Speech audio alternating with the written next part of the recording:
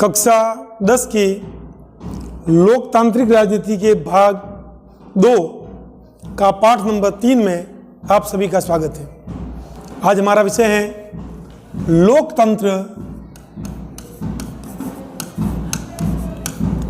और विविधता।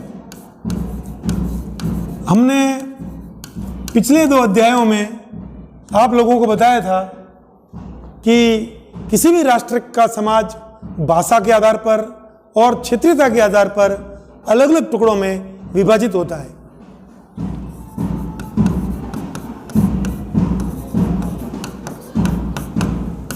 हम इस पाठ में यह अध्ययन करने वाले हैं कि भाषा और क्षेत्र के अलावा भी विविधताओं के कई रूप हो सकते हैं, जैसे नस्ल, शारीरिक बनावट,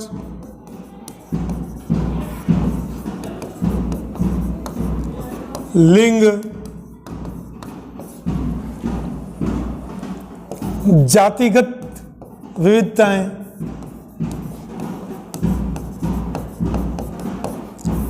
ये वो आधार हैं जो किसी भी लोकतांत्रिक देश के अंदर फिर एक युद्ध जैसी स्थिति या असंतोष जैसी स्थिति स्पष्ट कर सकते हैं, पैदा कर सकते हैं। तो हम लोग इन समस्याओं के बारे में पहले कुछ मूलभूत अवधारणाओं की बात करेंगे और फिर विश्व के अंदर किन किन देशों के अंदर इनके आधार पर क्या क्या समस्या आई है उसके बारे में एक छोटा सा जो लेसन दिया है, पाठ दिया है, उसके बारे में चर्चा करेंगे। सर्वप्रथम मैं बात कर रहा हूं आपको लोकतंत्र और विविधता प्रसंग के अंतर्गत 1968 के अंदर जो मेक्सिको के अंदर ओलंपिक खेल हुए थे,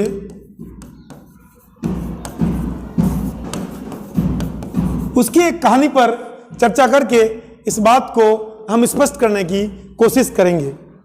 मेक्सिको के अंदर 1968 के अंदर जो ओलंपिक खेल हुए और उस ओलंपिक खेलों के अंदर एक स्पर्धा हुई 200 मीटर दौड़ की। इस दौड़ के अंदर स्वर्ण पदक, रजत पदक और कांस्य पदक जीतने वाले 3 खिलाड़ियों के बारे में एक बहुत ही महत्वपूर्ण कहानी और एक ऐतिहासिक घटना है, उसका जिक्र मैं आपके सामने कर रहा हूं कि प्रथम स्थान जिस व्यक्ति ने प्राप्त किया उसका नाम था टॉमी स्मिथ।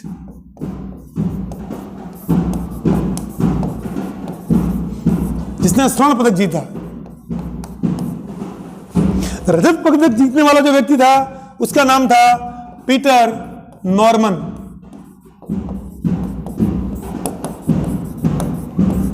और तीसरा स्थान प्राप्त करके कांस्य पदक जीतने वाला जो व्यक्ति था उसका नाम था कॉर्लेस, जॉन कॉर्लेस।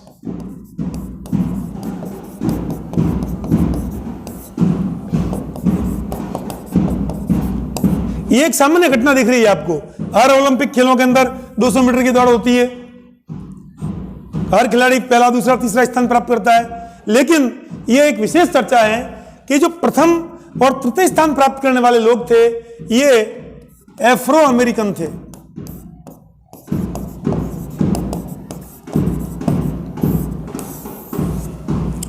अब अफ्रो अफ्रीकन कौन है? जब अमेरिका के अंदर अफ्रीका से गुलामों को लाया गया 16वीं से 19वीं शताब्दी के मध्य में और गुलामी का कार्य उनसे करवाया गया, वो अश्वेत जो उनकी संतानें हैं वो अफ्रो अफ्रीकन कहलाती है। अफ्रीका से आए थे, अमेरिका के नागरिक बन गए। तो टॉमी स्मिथ और जॉन कॉर्लेस ये दोनों अफ्रो अफ्रीकी थे, अफ्रो अमेरिकी थे। और जब इनको पदक दिया गया, पदक वितरण का समारोह हुआ और अमेरिका का राष्ट्रगान बजाया गया, तो टॉमी स्मिथ साहब ने एक काला मफलर अपने गले में डाला और जॉन कॉर्लेस साहब ने एक काले रंग के मणकों की माला अपने गले में डाली। इन दोनों ने जूते नहीं पहने, केवल मोजे पहने हुए थे और दोनों की मुट्ठियां बंद थी। मोजे पहनने से तात्पर्य यह था कि वो विश्व समुदाय को यह दिखाना चाहते हैं कि अमेरिका के अंदर रह रहे अश्वेत लोग, एफ्रो अमेरिकन लोग बहुत गरीब हैं, उनके पास जूते खरीदने तक के पैसे नहीं है। काला मफलर इनके शान का, इनके स्वाभिमान का प्रतीक है, और काले मन के उस चीज का प्रतीक था कि उस संग्राम के अंदर जो अश्वेत लोग मारे गए उनके प्रति एक संवेदना उन्होंने प्रस्तुत की। पीटर नॉर्मन साहब एक ऑस्ट्रेलियाई खिलाड़ी थे, श्वेत रंग के थे, और इन्होंने भी इन दोनों का साथ दिया, और जो टी शर्ट पहनी उसके ऊपर मानवाधिकार को बचाने का संदेश दिया गया था। जब इन लोगों ने यह प्रदर्शन किया उस समारोह के अंदर, तो विश्व समुदाय के अंदर अमेरिका का जो आंतरिक मसला था कि वहां अश्वेतों के साथ अन्याय हो रहा है, उनकी स्थिति सामान्य नागरिकों की तरह से नहीं है, विश्व समुदाय के सामने आ गया। अब एक प्रश्न ये उठता है, क्या इन दोनों लोगों ने जो किया, अपने देश के आंतरिक मामले को एक अंतर्राष्ट्रीय मंच पर उठाया, वो ठीक था? पीटर नॉर्मन साहब जो एक ऑस्ट्रेलियाई खिलाड़ी थे, उनका उन अश्वेतों को समर्थन देना क्या उचित था? आप इनकी जगह होते तो क्या इन दोनों का समर्थन करते? हम लोग हर उस घटना के साथ खड़े रहने की हमारे अंदर वो जिद होनी चाहिए, हमारे अंदर वो साहस होना चाहिए कि जहां पर भी विश्व के अंदर अन्याय हो रहा है, अन्याय के खिलाफ हम लोग खड़े रहें। इसी का नाम लोकतंत्र है, इसी का नाम विविधता है।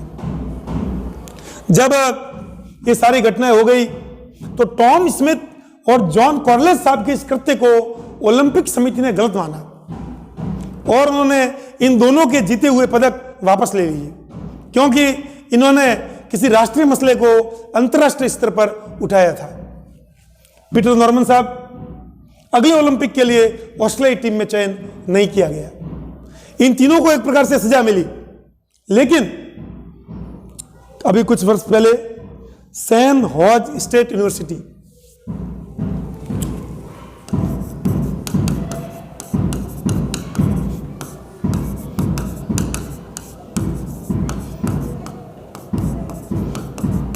जहां पर टॉमी स्मिथ और जॉन कॉर्लेस साहब स्वर्ण पदक विजेता और कांस्य पदक विजेता ने पढ़ाई की थी, वहां पर इन दोनों की बड़ी बड़ी मूर्तियां ले गई है, इनका सम्मान किया गया है। और आप अपने किताब के पेज नंबर 30 पर वो चित्र भी देख सकते हैं। इंसेंट के अंदर जो पुरस्कार वितरण समारोह का चित्र है वो भी दिया है, और इस यूनिवर्सिटी के अंदर जहां इन दोनों ने पढ़ाई की थी वहां पर इनका नागरिक सम्मान किया गया, वहां मूर्तियां लगाई गई। 2006 के अंदर पीटर नॉर्मन साहब की जब मृत्यु हुई ऑस्ट्रेलिया के अंदर, तो ये दोनों साथी टॉमी स्मिथ साहब और जॉन कॉर्लेस उनकी अर्थी को कंधा देने के लिए ऑस्ट्रेलिया गए।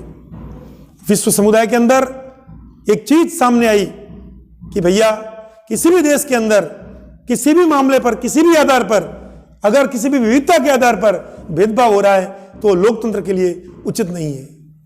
अभी आप लोगों को मालूम होगा, कुछ सालों पहले तक दक्षिण अफ्रीका की टीम, क्रिकेट जो टीम है, उसको भी आईसीसी ने बैन कर दिया था, क्योंकि वहां पर भी अश्वेत खिलाड़ियों के साथ कुछ बुरा व्यवहार हो रहा था। 1992 के अंदर उसको वापस लाया गया टीम में। आईसीसी ने उसको मान्यता दी अफ्रीका को, जब अश्वेत खिलाड़ियों का एक ठीक प्रतिशत का चयन उसके अंदर होने लगा। अब मैं थोड़ी सी बात आपको यहाँ अमेरिका की कर देता हूं। एफ्रो अमेरिकन के बारे में मैंने आप लोगों को बताया कि वे लोग थे जो 16वीं से 19वीं शताब्दी के मध्य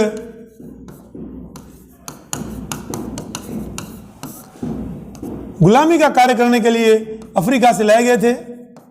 इनका रंग अश्वेत है, इसलिए श्वेत लोग इनके साथ थोड़ा सा दुर्व्यवहार करते थे, जिसको हम नस्लीय भेदभाव कह सकते हैं।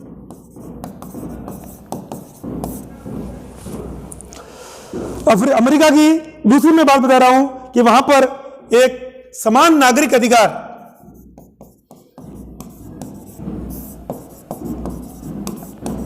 के लिए एक बहुत बड़ा संघर्ष चला है अमेरिका के अंदर। समान नागरिक अधिकार को लेकर के 1954 से लेकर के 1968 तक वहां पर एक बहुत बड़ा नागरिक आंदोलन चला, आपने सुना होगा नाम मार्टिन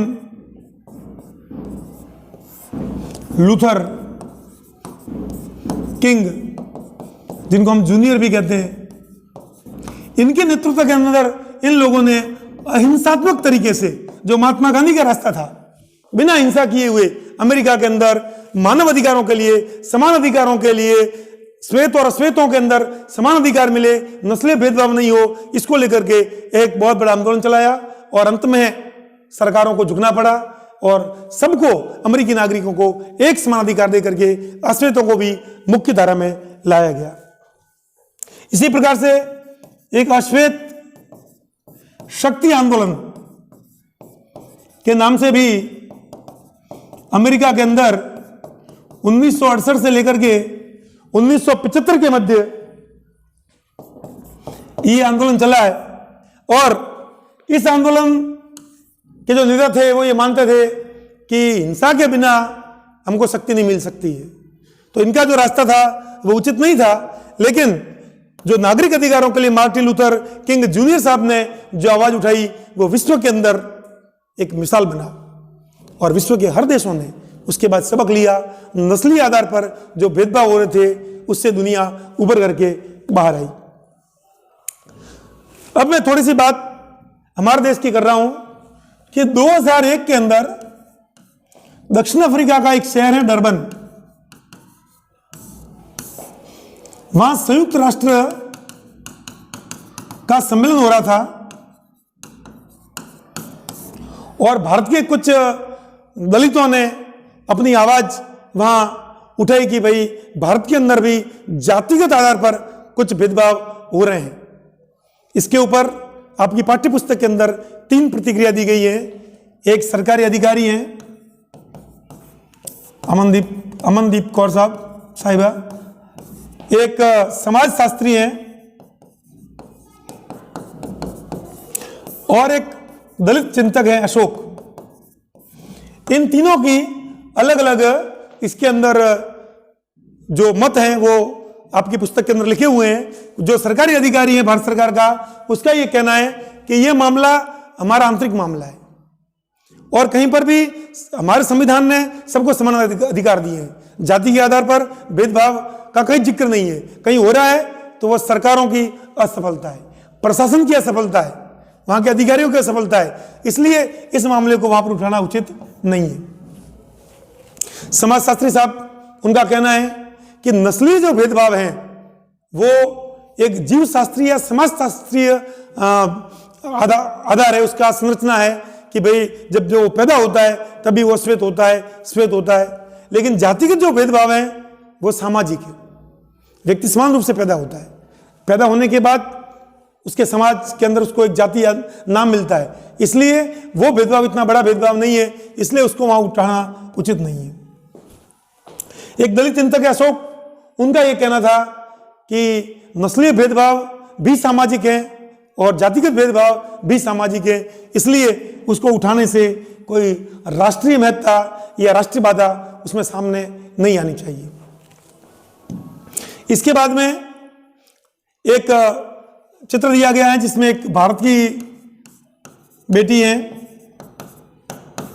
और एक पाकिस्तान की बेटी है और दोनों पास पास खड़ी हैं और वो ये बता रही है कि विश्व के दूसरे देश या दूसरे समुदाय की अपेक्षा हम दोनों की जो बनावट है, शारीरिक, हमारे जो गुण हैं, हमारी जो भाषा है, हमारे बातचीत का तरीका है, वो समान है। इसके आगे मैं आपको अगले वीडियो में बताऊंगा कि लोकतंत्र और विविधता का ये रूप और अन्य देशों में, और हमारे कुछ प्रश्न जो मैंने छोड़े हैं उनका क्या उत्तर हो सकता है, वो आप लोग अगले वीडियो में जरूर देखिए। लेकिन राजस्थान में अध्ययन करने वाले 10वीं के विद्यार्थी इस वीडियो को जरूर देखें, लाइक करें, शेयर करें, कमेंट्स करें। बहुत बहुत धन्यवाद।